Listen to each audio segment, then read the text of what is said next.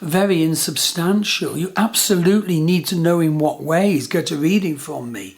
But equally, having to experience all that can open you to such spiritual learning, hard though it often is.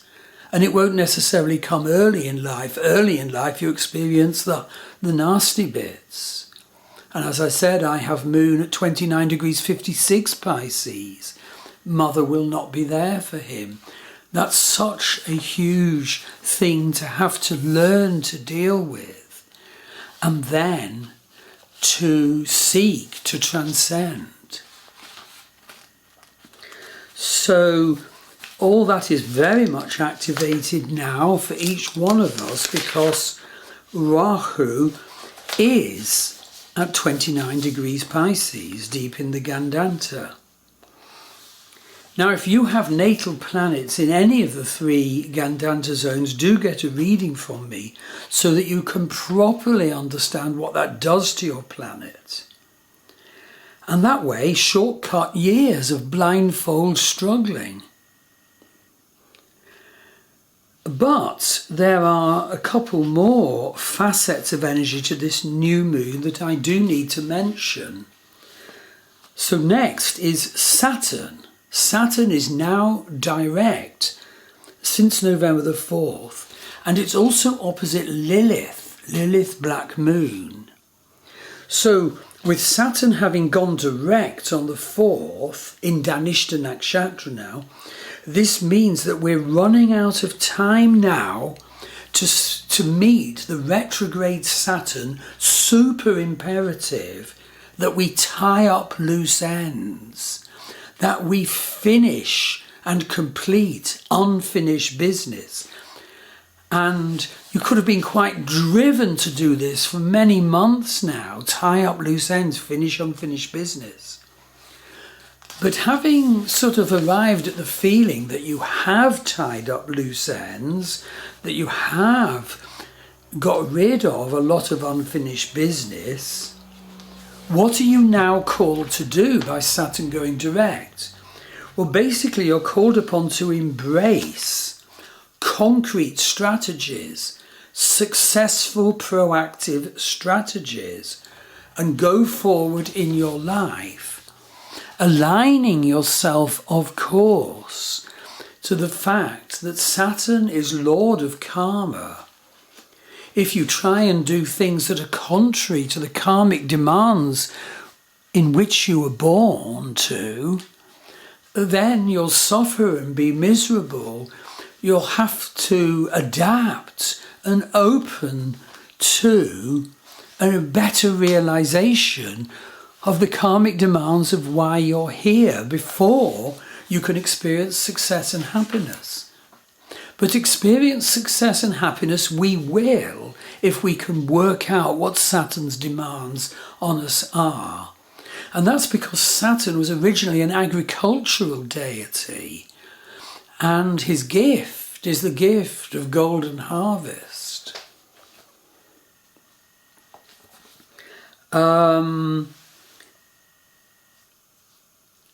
Now, I also pointed out that Saturn is actually opposition Lilith at 10 Leo at the time of this new moon.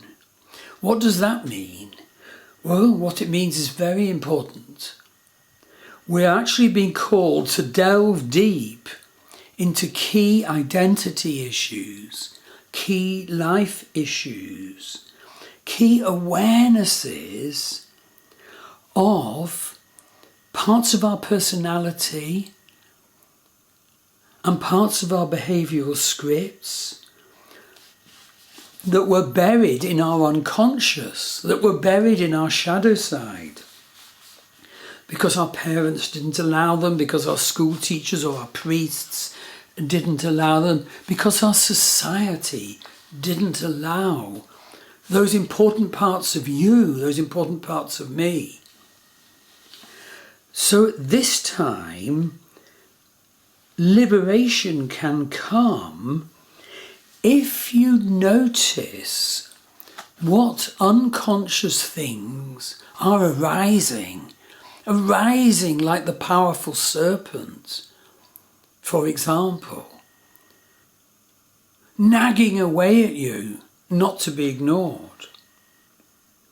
We each of us need to be open to developing the insight and then to change our sense of ourselves, to change our emotions, to change our motivations, to change our behaviours, to bring in the needed sea change. And Mercury in the heavens is actually T-square this Saturn-Lilith opposition. So Mercury is at 10 Scorpio, square Saturn, square Lilith. And so with Lilith exactly square Mercury, it could well manifest that we're each of us called to better speak our truth, speak our fullness, speak what's been hidden and suppressed and denied and disallowed all your life so far. Now the next point to do with the new moon energies is that Pluto is square the nodal axis. It's been square the nodal axis for some time. The square is now ending, but when Pluto is square the nodal axis, it is a karmic, fated call. Come into more of your proper power. Do be open now to dealing with fated and past life wounds, ancestral wounds, karmic wounds from what you got wrong in past life, from what you did wrong. Be open to magnifying your perception now of what scripts are prevailing on you and your consciousness to keep you disempowered. Stop playing blind about those scripts. Really, do vision work or whatever. Face the issues, heal them and become empowered. Time's running out for Pluto square the nodal axis. Now, if you want to see more about November 2023 energies generally, well, I did 3 videos and a blog post at the start of November, and the video and blog post links for November are shown in the blog for this new moon, so you can see them there. And also at the start of November, I explained about the nodes changing sign from Libra Aries axis to Virgo Pisces axis. And I embarked on a 7-part video and blog series, and I completed parts 1 and 2. And the links for those are in the blog post for this new moon. So part 1, get your best start to your journey with Ketu and Rahu through Virgo and Pisces, the node's new signs. And part 2, which is published, video and blogs, understand the nakshatra energies as the nodes transit through Virgo and Pisces. And do watch out for my upcoming posts number 3 to 7, which are listed in the blog. So that's the eclipses that will hit Rahu and Ketu during your new journey. Let's do a deep dive into the energies and divine meanings of Rahu and Ketu. What house or life area is especially affected by the transit of Ketu through Virgo and Rahu through Pisces? Number 6, what does it mean when your natal planets are affected by the transiting nodes? And lastly, number 7, how do other transiting planets in the heavens in the coming 18 months affect the nodes in Virgo and Pisces? So, to get a reading from me, do go to my Star Wheel Astrology website. If it applies to you, have a look at my worldwide dating site for those who are on a spiritual pathway. It's called Love Star Dating. Do subscribe to my Star Wheel Astrology blog and my YouTube channel and see the healings offered by my wife Maggie Pashley. We have a Star Wheel Astrology Facebook group.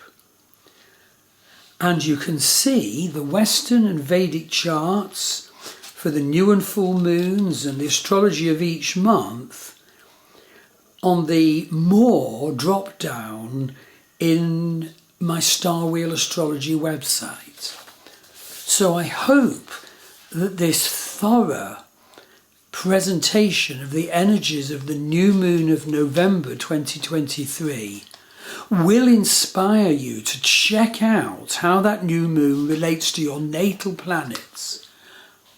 Get a preliminary and start impression of where do I need to deepen my perception, where do I need to grow, what change do I need to bring in.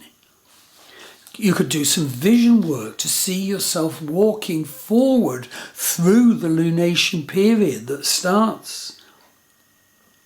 And you must check out as the lunation progresses, am I doing the work?